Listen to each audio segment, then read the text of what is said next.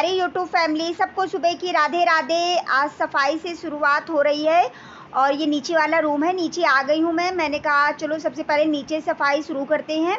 और इतना गंदा हो रखा था क्योंकि गर्मी की वजह से बिल्कुल मन ही नहीं कर रहा था। मैंने कहा आज कुछ भी हो जाए, आज मैं सफाई कर ही लेती हूँ। ऐसे तो डेली डेली गर्मी तो बनी रहेगी, तो कम से कम नॉर्मल थोड़ा सा अच्छे से पोंछ लूँगी तो सही रहेगा। गंदा बिल्कुल भी नहीं अच्छा लगता है क्योंकि धूल इतनी ज़्यादा हो जाती है कि बता नहीं सकते। अभी तो इस समय अब कहीं आंधी आएगी, कहीं कुछ आएगी तो और ज़्यादा, लेकिन मैंने कहा चलो आज कर ही लेते हैं। बहुत दिन से मन बना रही थी करने का। तो उधर मैंने सारी अलमारी साफ़ कर ली है, फिर इधर आ गई हूँ। और ये तो मैं जिंगला डेली ही साफ़ कर देती हूँ, डेली ही पोंछ देती हूँ। तो इसको भी अच्छे से पोंछ देती हूँ क्योंकि जाला लग जाता है, इसलिए साफ़ करना ज़रूरी रहता है। अच्छे से साफ़ कर देती हूँ। तो ये देखिए साफ़ कर ले रही हूँ, बस जाला ही लगता है। वैसे तो डेली नॉर्मल साफ़ करती हूँ। हो गया है जिंगला भी साफ़। इसके बाद में फिर मैं आ गई हूँ इधर सफाई करने। इधर भी मैंने कहा ये वाली भी अलमारी अच्छे से झाड़ लेते हैं, पोंछ लेते हैं क्योंकि जाला लग जाता है। जाला पता नहीं चलता और महीन महीन जाला दिखाई भी नहीं देता है। और देखिए इधर भी अच्छे से सब साफ़ कर लूँगी। टेडी बियर सब हटा के रख दूँगी और सब अच्छे से अलमारी पोंछ लूँगी। धूल इतनी ज़्यादा थी, जबकि अभी बीच में थोड़ा सा नॉर्मल ऐसे पोंछा था, लेकिन आज मैंने कहा चलो आज सही से सब हटा के अच्छे से साफ़ कर देते हैं। तो ये देखिए मैंने सब हटा के अच्छे से सब गीला कपड़ा ले लिया है। गीले कपड़े से अच्छे से पोंछे दे रही हूँ। तो साफ़ कर लेती हूँ अच्छे से अलमारी। कहाँ से इतनी धूल आ जाती है समझ में नहीं आता, जबकि ये वाला कमरा बिल्कुल बंद है, कहीं भी खिड़की विड़की नहीं है, बिल्कुल अंदर पड़ता है। फिर भी पता नहीं कहाँ से धूल आ जाती है। जबकि अभी बीच में मैंने थोड़ा सा साफ़ किया था, लेकिन मुझे कई दिन से चैन नहीं पड़ रही थी। मैंने कहा साफ़ कर लेते हैं क्योंकि ज़्यादा गंदा हो जाता है, फिर अच्छा नहीं लगता। चीज़ें भी फिर काफ़ी गंदी हो जाती है। बीच बीच हम सफाई करते रहते हैं तो साफ़ भी बना रहता है। तो देखिए मैंने ऊपर वाली अलमारी अच्छे से साफ़ कर दी है, पोंछ दी है और गीला कपड़ा ले लिया था तो बहुत अच्छे से साफ़ हो गई है। टेडी बियर भी साफ़ थे, ज़्यादा गंदे नहीं थे। और ये इधर भी अलमारी पोंछे दे रही हूँ। और अब तो गर्मी है तो हमारे यहाँ तो चींटे इतने परेशान किए हैं कि बता नहीं सकते हैं। सबसे ज़्यादा तो चींटे बहुत दुखी किए हैं। अलमारी अच्छे से साफ़ हो गई है। टेडी बियर सारे अच्छे से लगा देंगे। ज़्यादा गंदे नहीं हुए थे टेडी बियर, इसलिए मैंने सोचा अब टेडी बियर को धुलूंगी नहीं, साफ़ है क्योंकि ज़्यादा धुलने से फिर टेडी बियर ख़राब हो जाते हैं। फटाफट से लगा देती हूँ। और बस धूल ही थी तो अच्छे से साफ़ हो गया। और जब अच्छे से साफ़ हो जाता है, क्लीन हो जाता है तो बहुत अच्छा लगता है, मन को एक बड़ी शांति मिलती। जबकि गर्मी बहुत हो रखी थी। और इसकी बेडशीट भी मैंने हटा दी। यहाँ पे कोई नहीं लेटता है, लेकिन मैंने कहा कई दिन से बिछी है, चलो दूसरी बिछा देते हैं। धूल ही आके इतनी बैठ जाती है, वैसे झाड़ती रहती हूँ, लेकिन मैंने कहा चलो चेंज कर देते हैं। बिछा दी है बेडशीट ये वाली। इसके बाद में मैंने कहा चलो पंखा भी साफ़ कर लेती है। चढ़ गई हूँ ऊपर। सबसे बड़ा काम पंखा साफ़ करने वाला होता है और मैं ही घर के सारे पंखे साफ़ करती हूँ। सफाई 5 बजे से शुरू कर दी थी। 5 बजे से सफाई करते करते तो टाइम का बिल्कुल पता ही नहीं चलता है। ये लग रहा था कितनी जल्दी सफाई हो जाए। और आज जैसा कि व्रत भी थी, एकादशी का, निर्जला एकादशी का व्रत, तो बड़ा अजीब सा लगा। मैंने कहा जल्दी कर लेते हैं, नहा लेते हैं तो थोड़ा सी राहत मिलेगी। गर्मी बहुत हो रही थी, इस वजह से ज़्यादा उलझन सी हो रही थी। लेकिन अब वही है ना कि काम में लग जाओ तो लगता है फिर ये भी साफ़ कर लो, वो भी साफ़ कर लो, ये होता है। और गंदा तो बिल्कुल भी अच्छा नहीं लगता। पंखे तो बहुत जल्दी गंदे होते हैं, जबकि पंखे तो मैं अक्सर साफ़ ही करती रहती हूँ। सेब के ऊपर भी बहुत गंदा हो रखा था। गंदा क्या, चींटों की वजह से ज़्यादा गंदा हो जाता है। मैंने कहा चलो इधर भी साफ़ कर देते हैं।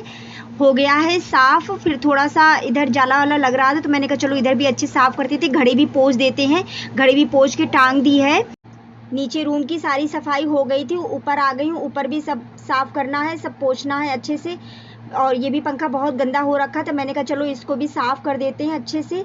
गंदा क्या, धूल बहुत ज़्यादा हो जाती है, जबकि पंखा तो मैं संडे संडे साफ़ ही कर देती हूँ। लेकिन आज मैंने सारे पंखे साफ़ कर दिए। मैंने कहा चलो अब लगे हाथों उस पंखों को भी साफ़ कर देती हूँ।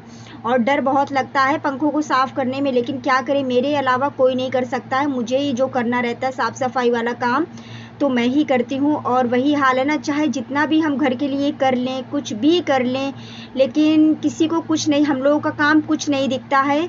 और कोई नहीं समझता है कि हम औरतें कितना काम करती हैं, घर भी संभालना और जो बाहर का भी देखती हैं वो भी करना, लेकिन हम लोग काम की कोई वैल्यू नहीं। बिस्तर भी सब झाड़े दे रही हूँ अच्छे से। पंखा अंखा पोंछ दिया। अलमारी भी मैंने साफ़ कर दी थी। बिस्तर भी अच्छे से झाड़ दूँगी। सोफ़ा भी सही कर दूंगी। वैसे सही तो था, लेकिन वही है ना कि सवेरे अच्छे से झाड़ दो, फटकार दो तो थोड़ा सही रहता है। और देख सकते हैं हमारे कान्हा जी कितने क्यूट लग रहे हैं। कान्हा जी अच्छा लग रहा था कि आज मैंने सफाई कर ली गर्मी, जबकि आज भी बहुत ही पूरी पसीने से भीग गई थी। बस यही लग रहा था कितनी जल्दी करे, कितनी जल्दी नहाए जाके, क्योंकि पूजा भी करनी है। इतना जल्दी जल्दी कर रहे थे। मैंने बेटी को उठाया, मैंने कहा चलो उठो, बेटी का भी व्रत था तो मैंने कहा चलो पूजा भी करनी है, सफाई भी कर ली है, क्योंकि बेटी की कथा वगैरह पढ़ेगी। तो मैंने कहा उठो बेटा जल्दी से, पूजा भी करनी है। तो उठ गई थी, वो चली गई है नहाने। मैं इधर अच्छे से झाड़ के फिर कमरे में पोछा लगा दूंगी, तो फिर इसके बाद में पूजा करेंगे। और ये बेडशीट भी झाड़ के बिछा दे रही हूँ, क्योंकि यहाँ पे भी कोई नहीं लेटता है, सब बाहर ही कूलर लगा के हम लोग चारपाई डाल के लेटते हैं, क्योंकि वहीं ठंडाता अच्छा भी लगता है। तो ये वाली साफ़ थी, मैंने कहा चलो यही फटकार के यही बिछा देते हैं सही से। और काफ़ी बड़ी बेडशीट रहती है तो सही रहती है, अच्छे से दबा के बिछा दो, फिर बार बार ख़राब नहीं होती है। तो फटकार के सही से बिछाई दे रही हूँ। और बेडशीट बिछाने में सबसे ज़्यादा टाइम लग जाता है, क्योंकि मुझे लगता है एक बार सब अच्छे से सही से सेट करके बिछा दो, सही भी लगता है। और ये देखिए फिर मैं इधर आ गई हूँ बाहर वाले कमरे में। यहाँ पे बस थोड़ा ऊपर से ही पोंछना था, एक दो ही सीनरी रखी थी, इसी वजह से मैं ज़्यादा सामान रखती रहूँ, क्योंकि इतनी ज़्यादा धूल आती है फिर साफ़ करने में बहुत दिक्कत होती है। इसीलिए मैं एक ही दो सीनरी रखी हूँ, ज़्यादा नहीं रखी हूँ। तो ये देखिए इधर भी सब अच्छे से पोछे दे रही हूँ, बहुत धूल हो रही थी।